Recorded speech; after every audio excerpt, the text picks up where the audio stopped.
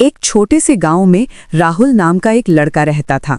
गांव के बुजुर्ग अक्सर एक पुराने घर की कहानी सुनाते थे, जहां कहीं ना कहीं एक खजाना छुपा हुआ था।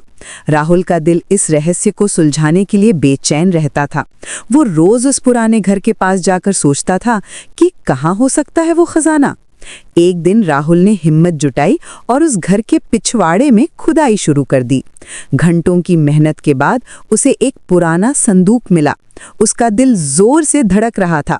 वो खुश हो गया और सोचने लगा कि अब तो सोने चांदी से भरा खजाना मिल जाएगा। लेकिन जब उसने संदूक खोला तो वहां सिर्फ पुरानी किताबें थीं। राहुल निराश हुआ, लेकिन उसने किताबें पढ़ना शुरू किया। जैसे जैसे राहुल पढ़ता गया, उसे एहसास हुआ कि ये किताबें कितनी अनमोल हैं। इनमें पुराने ज़माने की कहानियाँ, ज्ञान और जीवन के गहरे राज छुपे हुए थे।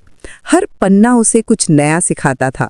वो दिन रात इन किताबों में डूबा रहता और अपने ज्ञान का भंडार बढ़ाता रहता।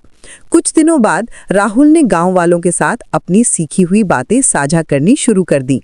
लोग हैरान थे कि इतना छोटा लड़का इतनी गहरी बातें कैसे जानता है। वो उन्हें जीवन की सच्चाइयाँ, अच्छे बुरे का फर्क और सफलता के मंत्र बताता था। गांव वाले उसकी बातें बड़े ध्यान से सुनते थे।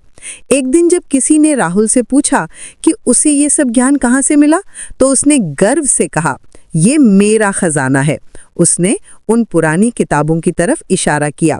लोग समझ गए कि राहुल को असली खजाना मिल गया है।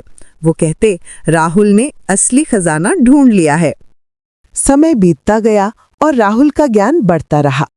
गांव वाले उसका बहुत सम्मान करने लगे। वो उससे सलाह लेते, उसकी बातें मानते। राहुल ने अपनी सीखी हुई कहानियों को लिखना शुरू किया। उसकी लिखी कहानियां इतनी अच्छी थीं कि वो दूर दूर तक फैलने लगी। आज राहुल एक मशहूर लेखक है। उसकी किताबें हजारों लोग पढ़ते हैं। वो अपने गांव का गर्व है। जब भी कोई उससे पूछता है कि उसकी सफलता का राज क्या है, तो वो मुस्कुरा कर कहता है कि उसे बचपन में सबसे बड़ा खजाना मिल गया था, ज्ञान का खजाना।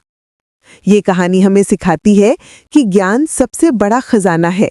सोना चांदी तो खत्म हो जाता है, लेकिन ज्ञान हमेशा बढ़ता रहता है।